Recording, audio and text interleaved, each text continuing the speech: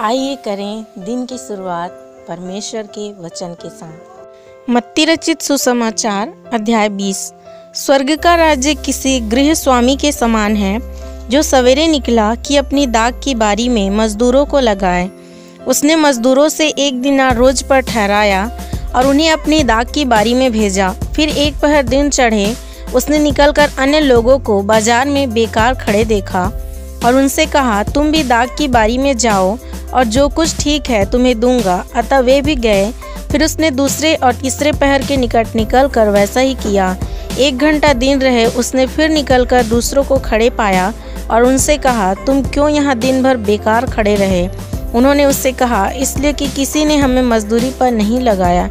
उसने उनसे कहा, तुम भी दाख की बारी में जाओ। सांझ को दाख की बारी के स्वामी ने अपने भंडारी से कहा, मजदूरों को बुलाकर पिछलों से लेकर पहलों तक उन्हें मजदूरी दे दे। जब वे आए जो घंटा भर दिन रहे लगाए गए थे तो उन्हें 1-1 दिनार मिला। जो पहले आए उन्होंने यह समझा कि हमें अधिक मिलेगा, परंतु उन्हें भी 1-1 दिनार ही मिला।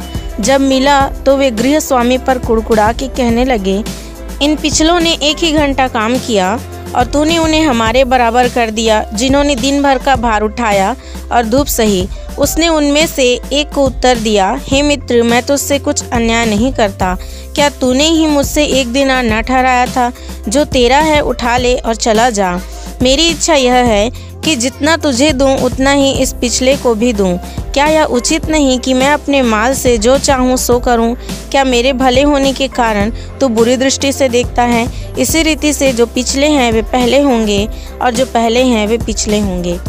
यीशु यरूशलेम को जाते हुए 12 चेलों को एकांत में ले गया और मार्ग में उनसे कहने लगा, देखो हम यरूशलेम को जाते हैं और मनुष्य का पुत्र प्रधान याजकों और शास्त्रियों के हाथ पकड़वाया जाएगा और वे उसको घात के योग्य ठहराएंगे और उसको अन्य जातियों के हाथ सौंपेंगे कि वे उसे ठट्ठों में उड़ाएं और कोड़े मारे और क्रूस पर चढ़ाएं और वह तीसरे दिन जिलाया जाएगा। तब जब्दी के पुत्रों की माता ने अपने पुत्रों के साथ यीशु के पास आकर प्रणाम किया और उससे कुछ मांगने लगी। उसने उससे कहा, तू क्या चाहती है? वह उससे बोली, यह वचन दे कि मेरे ये 2 पुत्र तेरे राज्य में एक तेरे दाहिने और एक तेरे बाएं बैठे। यीशु ने उत्तर दिया, तुम नहीं जानते कि क्या मांगते हो। जो कटोरा मैं पीने पर हूँ क्या तुम पी सकते हो?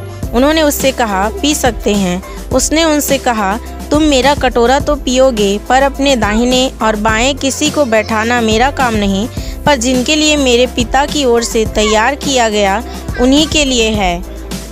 यह सुनकर 10 चेले उन दोनों भाइयों पर क्रुद्ध हुए। यीशु ने उन्हें पास बुलाकर कहा, तुम जानते हो कि अन्य जातियों के हाकिम उन पर प्रभुता करते हैं और जो बड़े हैं वे उन पर अधिकार जताते हैं, परंतु तुम में ऐसा नहीं होगा। परंतु जो कोई तुम में बड़ा होना चाहे वह तुम्हारा सेवक बने और जो तुम में प्रधान होना चाहे वह तुम्हारा दास बने। जैसे कि मनुष्य का पुत्र वह इसलिए नहीं आया कि उसकी सेवा टहल की जाए, परंतु इसलिए आया कि आप सेवा टहल करें और बहुतों की छुड़ौती के लिए अपने प्राण दे। जब वे यरीहो से निकल रहे थे तो एक बड़ी भीड़ उसके पीछे हो ली और 2 अंधे जो सड़क के किनारे बैठे थे यह सुनकर कि यीशु जा रहा है पुकार कर कहने लगे, हे प्रभु, दाऊद की संतान, हम पर दया कर। लोगों ने उन्हें डांटा कि चुप रहे, पर वे और भी चिल्लाकर बोले, हे प्रभु, दाऊद की संतान, हम पर दया कर।